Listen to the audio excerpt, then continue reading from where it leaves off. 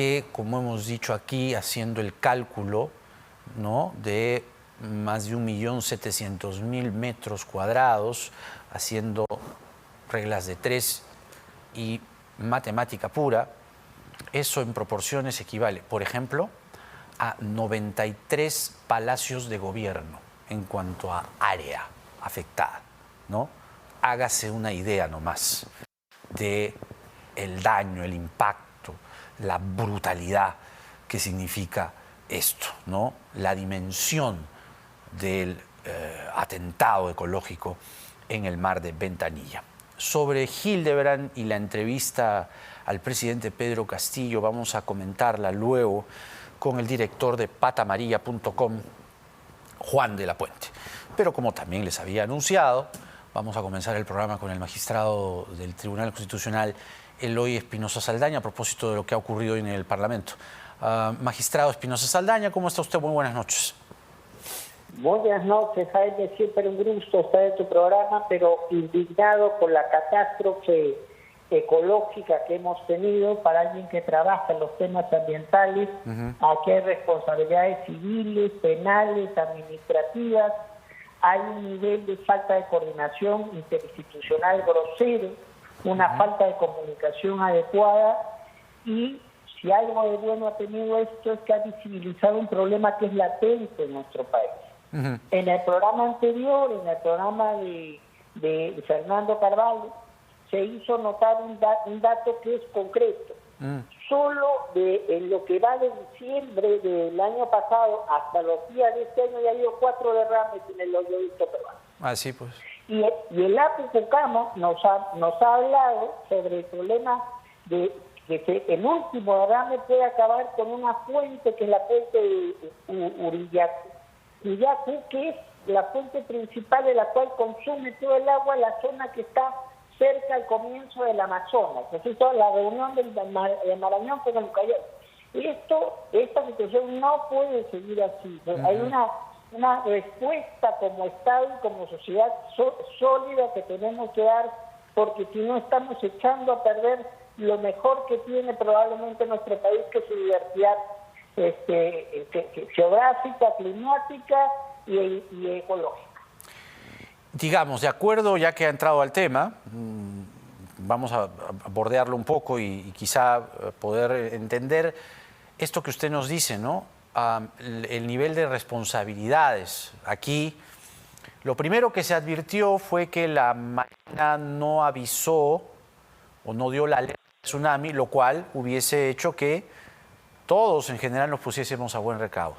Pero también hay quienes dicen, como Pulgar Vidal, y razón no le falta en buena parte, que si, claro, vemos lo general, en cuanto a la Marina, quiero decir, y esto que estoy señalando, nos olvidamos del derrame y le perdemos cierta atención. Entonces, de acuerdo, la Marina sí, hay una explicación allí y una responsabilidad que se va y se debe completar, redondear. Pero lo otro es aquí, concretamente, para usted, de acuerdo a la legislación que acaba de colocarle en la mesa, la empresa Repsol, ¿qué tipo de responsabilidades tiene? Yo no lo puedo, yo tengo que decirlo, porque esto no va a llegar al Tribunal Constitucional, esto es un tema de judicatura ordinaria. Primero, una responsabilidad civil. La fórmula nuestra es quien contamina paga. Entonces, es claro que todos los gastos de limpieza, de remediación, que no creo que se puedan hacer en un cronograma que termine en febrero. Remediaciones, sacaste todo el petróleo, pero ahora tienes que recomponer la zona para que pueda volver a haber vida, para que pueda haber actividades allí, y eso no se hace de la noche a la mañana, eso puede tomar años. Entonces, después hay una responsabilidad penal, hay hasta 3 delitos que se pueden alegar. Y hay responsabilidad administrativa. ¿Cuáles? Esos 3 delitos, ¿cuáles? Básicamente el del 304 del Código Penal, que es entonces sobre el efecto contaminante que se genera en un espacio por negligencia, entonces negligencia que ya llega a ser dolosa en estas cosas. Y responsabilidad administrativa, tanto del tipo ambiental o sea, como las sanciones de UEFA, como las que tengan que ver con las responsabilidades que se generen al poner en riesgo a trabajadores. Estamos viendo lo de Sunafil, la responsabilidad con los pescadores artesanales. Hay más de 1.500 pescadores artesanales que se han quedado sin trabajo. Exacto. Entonces, ¿Y las familias? Y sus familias, y no solo eso, esta es una zona de Ventanilla, Ancón, el asunto está en Chancay, y me temo que si no se trabaja rápido, no vamos a quedar en los 93 palacios. Sí. Va a ser más, porque la corriente va hacia el norte, y si tú no vas controlándolo, esto va yendo más allá. Así es. Entonces, ahí ya tienes perjuicio, así es. Ahí ya tienes perjuicio para el turismo, ahí ya tienes perjuicio para la pesquería, tienes perjuicio para entonces el trabajo con los mariscos. Entonces, el daño es terrible. Sí. El daño es terrible, y creo que no somos conscientes de la magnitud del mismo y de la necesidad de tomar acciones enérgicas y rápidas al respecto. Bueno, interesante, doctor Espinosa Saldaña. Vamos al tema que nos convoca y tiene que ver con lo que ha aprobado el Congreso hoy por insistencia, ¿no? Que para ser sometida a referéndum cualquier ley o cualquier reforma constitucional, para ser exactos, debe ser antes aprobada por el Congreso de la República. Y yo me preguntaba, y usted que es catedrático quizá pueda hacer una explicación bastante detallada, aunque sucinta, de la naturaleza del referéndum, lo que entendemos quienes sabemos y hemos seguido estas cosas por años. El referéndum surge del pueblo, surge, para no usar tanto esta palabra, que es una linda palabra, pero está muy manoseada, pueblo. La gente, la ciudadanía, el ciudadano de a pie, la sociedad civil, si usted quiere. El referéndum no salía, no surgía de allí. ¿Por qué el Congreso tiene que ponerle lo que algunos llaman cepo, candado, restricción? A ver, vamos por partes. Lo que se plantea como referéndum es una consulta popular sobre una norma. Ya, para aprobarla, para desaprobarla o para modificarla. Esa es la idea del referéndum. Sí. Entonces, cuando tú consultas por una decisión, quiero ir a la guerra, no quiero ir a la guerra, es plebiscito. Esto es referéndum. O sea, yo lo que quiero es cambiar una norma, aprobar una norma, o meterle algunas cosas, quitarle algunas cosas a la norma que ya está. Ahora, ¿qué es lo que ha pasado acá? Aquí se habla de asamblea constituyente. La asamblea constituyente va a ser una nueva constitución. Muchas veces lo hemos vivido en el Perú, se ha dado un acuerdo político con reglas específicas. La Constitución del 93 fue eso, la Constitución del 79 fue eso, la del 33 también fue eso. Entonces, pero como no hay acuerdo político para ello, entonces tenemos las dos posiciones. La posición que dice, minoritaria en el Congreso, que ha dicho que yo puedo hacer una reforma total o parcial de la Constitución, basta con consultar el referéndum y ahí puedo instalar una asamblea constituyente. Y esa posición se ha visto confrontada con la que ha sido mayoritaria en el Congreso, que dice, no, momentito, el referéndum, si vas a cambiar la Constitución, entonces tiene que pasar antes por una pronunciamiento del Congreso, que significa seguir las pautas del artículo 206 de la Constitución, que establece la reforma. Entonces dice que para poder cambiar tienes que hacer una de dos legislaturas o una legislatura y un referéndum. Sí, ya, pero entonces, ¿qué de lo cambiado, qué se cambia o qué se especifica y qué hay como precedente desde el Tribunal Constitucional? Ahí comenzamos a entrar en lo que yo no puedo hablar porque esto va a ir directamente al tribunal. Entonces, ¿qué es lo que dice la posición que ha ganado en el Congreso? Que en realidad ellos no han puesto nada nuevo y que lo que han hecho es insistir con lo que ya la norma decía. ¿Y qué es lo que dice la posición que ha perdido? Que aquí se está distorsionando el sentido de referéndum.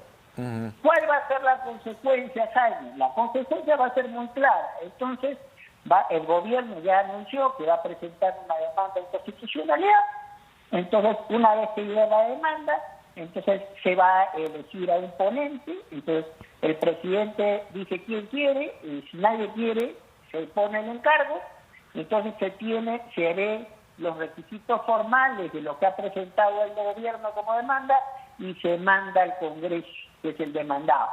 El Congreso tiene, ese es un plazo muy largo, pero eso es lo que dice la norma, 30 días hábiles, o sea, más feriados, más sábados y domingos, 45 días. Y de ahí, entonces, se tiene unos 3 días para convocar audiencia y después de la audiencia resolver.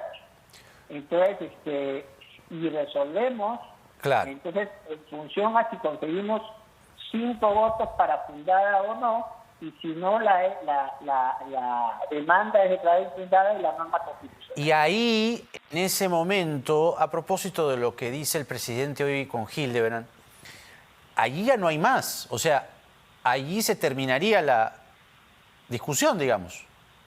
La discusión jurídica en el caso peruano se acaba en el espacio del Tribunal Constitucional. Claro. Entonces, ahora, hay que ser conscientes de algo. Este caso sale con una votación calificada. Si no hay 5 votos para declarar fundada la demanda, aunque haya 4, entonces lo que pasó en taxis colectivos, que hubo 4 votos, la demanda es declarada infundada, o sea, no se le admite, y la norma es considerada constitucional. Entonces, hay mucho juego en la discusión que vamos a tener que ver nosotros en su momento, pero mucho juego que no puedo adelantar. Porque sí, yo sé, pero le decía de la entrevista de hoy del presidente, sí, o que el presidente ofrece a Hildebrand, y ahí señala, claro, dice, ¿no? ¿Va a apelar al Tribunal Constitucional? Le pregunta Hildebrand y el presidente responde, no lo descartamos.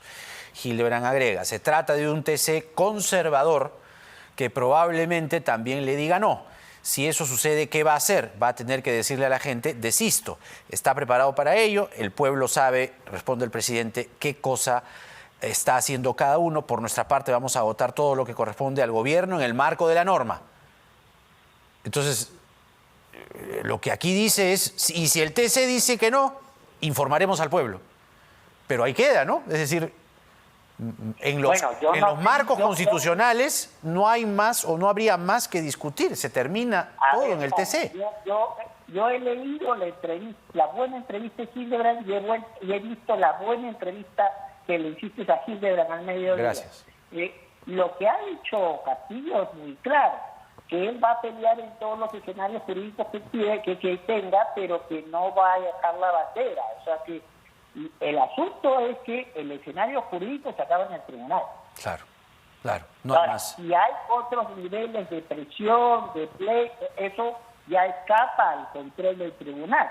O sea, pero la discusión jurídica, si es que presentan la demanda, como están especulando que la van a presentar, entonces termina la discusión por lo que se pueda decir en el tribunal.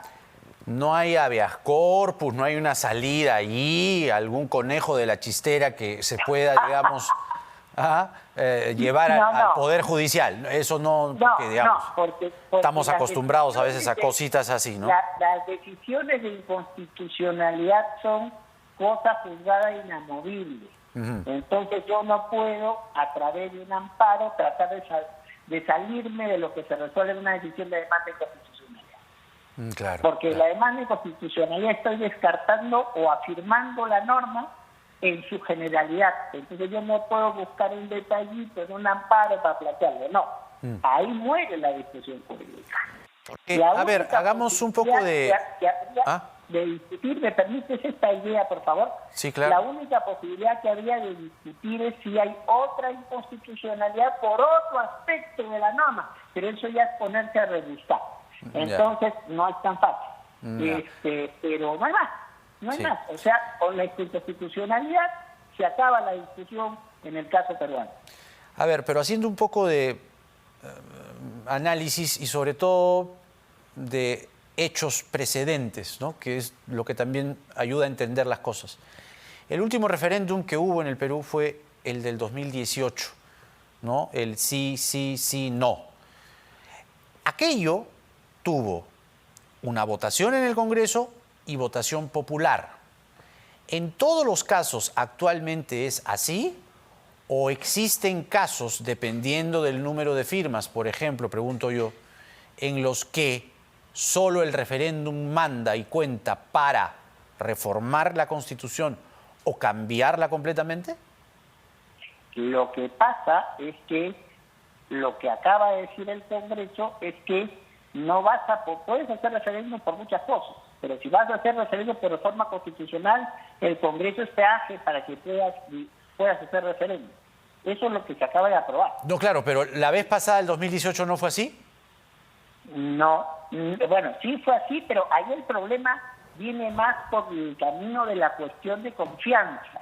Ya. Ahí el presidente lo que hace es plantear una cuestión de confianza, entonces, y claro, el Congreso estaba contra la pared porque ya tenía una cuestión de confianza negada, si denegaba la segunda se les acababa la permanencia y le abrieron la puerta de la discusión interna y después del referéndum. Ojo, hay un componente que no existe en este caso, salvo pues porque aquí no se está hablando de voy a llevar el tema a hacerlo cuestión de confianza. Acá lo que se está diciendo es voy a llevarlo al Tribunal Constitucional. Es un camino distinto y que por eso te puede llevar el resultado diferente.